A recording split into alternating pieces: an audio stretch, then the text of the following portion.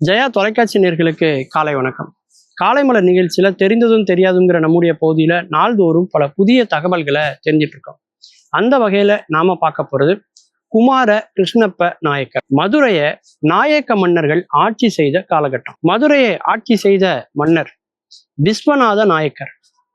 அவர் தன்னுடைய மகனான குமார கிருஷ்ணப்ப நாயக்கர்கிட்ட ஒரு பொறுப்பை கொடுக்குறாரு. நமக்கு எதிராக இருக்கிற நாடுகளை எல்லாம் படையெடுத்து வெற்றி கொண்டு நம்ம நாட்டோட சேர்க்கணுங்கிறதான் அவருக்கு கொடுக்கப்பட்ட பணி. அதற்காக அவர் தென்னாடு அப்படின்னு சொல்லக்கூடிய நாடு, மலைநாடு, இதெல்லாம் படையெடுத்து அவர் வந்துட்டு இருக்காரு. ஒரு இரவுல ஒரு இடத்துல தங்குறாரு. தங்கும்போது அவருக்கு ஒரு அசிரீதியா ஒரு குரல் கேட்குது. இந்த இடத்துல நான் இருந்து மக்களுக்கு அருள் பாலிக்கணும்னு ஆசைப்படுறேன், எனக்கு ஒரு கோயிலை நீ கட்டி தருவியான்னு கேட்கிறாரு. இது கேட்ட உடனே இவர் வணங்கக்கூடிய அது கிருஷ்ணர் பகவானுடைய குரல் தான் அப்படின்னு அவருக்கு உணர்றார். அப்போ அவரு திரும்ப என்ன சொல்றாருன்னா, இந்த மாதிரி எங்க அப்பா எனக்கு ஒரு பொறுப்பை கொடுத்து சில நாடுகளை எல்லாம் போர் செய்து வெற்றி பெற சொல்லியிருக்காரு.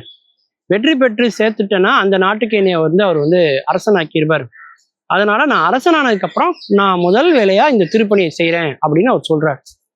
அதே மாதிரி அந்த போர்ல குமார கிருஷ்ணப்ப நாயக்கர் வெற்றி பெறுகிறார், மன்னராகிறார். மன்னனானோடனே அவர் ஆரம்பித்த முதல் வேலையை என்னன்னா, பெருமாளுக்கு இந்த இடத்த கோயில் கட்டணுங்கிறது தான். அவர் நான் சொல்வது பார்த்தீங்கன்னா 1563 ஆண்டு காலகட்டம்.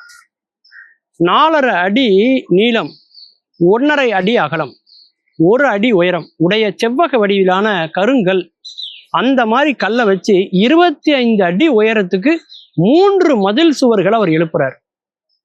அதன் பிறகு ஒரு பிரம்மாண்டமான ஒரு கற்கோயில அவர் கட்டுறார். கருவறையில 5 அடி உயரத்துல நின்ற திருக்கோலத்துல பெருமாள் அருள் பாலிக்கிற மாதிரி ஸ்ரீதேவி பூதேவியோடு இருப்பதை போல விக்கிரகங்களை அவர் பிரதிஷ்டை பண்றார்.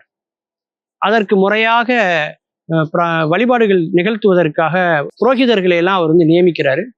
அதன் பிறகு அவர்கள் வாழ்வதற்கான இடம், அந்த கோயில்ல எப்போதும் அந்த பூஜை தங்குதடை இல்லாமல் நடக்கணும் அப்படிங்கிறதுக்காக ஒரு 6 கிராமங்கள் எல்லாத்தையுமே அவர் எழுதி வைக்கிறார் அந்த கோயிலுக்காக.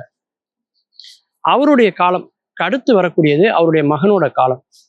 அவரு வீரப்ப நாயக்கர்னு பேர். அவர் காலத்துல தான் இந்த கோயில் பார்த்தீங்கன்னா கலை அம்சம் உள்ள ஒரு கோயிலாக மாறுகிறது அப்படின்னு சில ஆராய்ச்சியாளர்கள் சொல்றாங்க. இல்ல, குமார கிருஷ்ணப்ப நாயக்கர் காலத்துல இருந்த வீரப்பன் என்று சொல்லக்கூடிய அவருடைய அவையில இருந்த ஒருத்தர், அவருடைய உறவினர் தெய்வச்சிலையார், அவர் தான் இதை கலை கோயிலா மாத்தினார் அப்படிங்கிற செய்தியும் இருக்கு.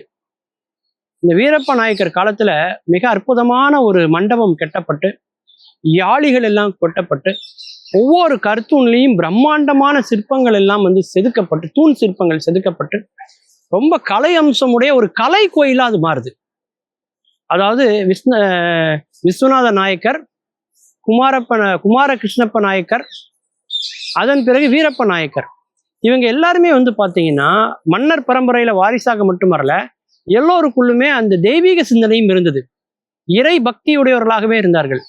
அதனால இந்த கலை பணி ஒவ்வொரு காலகட்டத்திலையும் தொடர்ந்து வந்தது. அப்படி வந்ததுதான் கிருஷ்ணாபுரத்துல இருக்கக்கூடிய மிக அற்புதமான ஒரு திருக்கோயில். அந்த சிற்பங்களை பார்த்து வியக்கலாம். அப்பேற்பட்ட உயர்வான சிற்பங்களை நீங்க அங்க பார்க்கலாம்.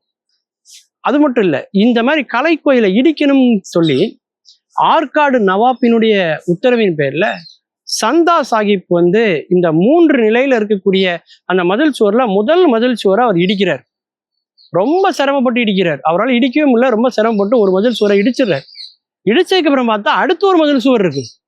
ஒரு மதில் சுவரே நம்மளால இடிக்க முடியல, இனிமே எத்தனை மதில் சுவர் இருக்கும்னு தெரிஞ்சுக்கிட்டு அந்த கோயிலுக்குள்ள அவங்க போறாங்க. அதை அழிச்சு துவம்சம் பண்ணணும்னு போறாங்க. ஆனா அங்க இருக்கிற கலை அம்சங்களை பார்த்து அந்த அழகுல மெய் மருந்து அந்த கோயிலை ஒண்ணுமே பண்ணாம அவங்க திரும்பி வந்துட்டாங்க அப்படிங்கிறது தான் வரலாறு. அதன் பிறகு ஆங்கிலேயர்களுடைய ஆட்சி காலம் வருது.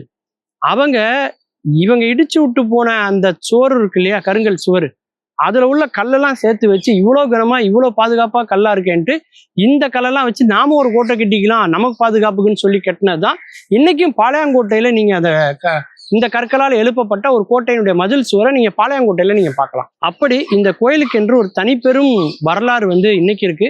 இந்த சிற்பங்கள் மகாபலிபுரத்தில் உள்ள சிற்பங்களை விட ரொம்ப கலையம்சம் உடைய சிற்பங்களை நீங்க இந்த கிருஷ்ணாபுரத்துல பார்க்கலாம். மீண்டும் பல புதிய தகவல்களோடு அதில் அறியப்படாத பக்கங்களோடு உங்களை சந்திக்கிறேன். நன்றி, வணக்கம்.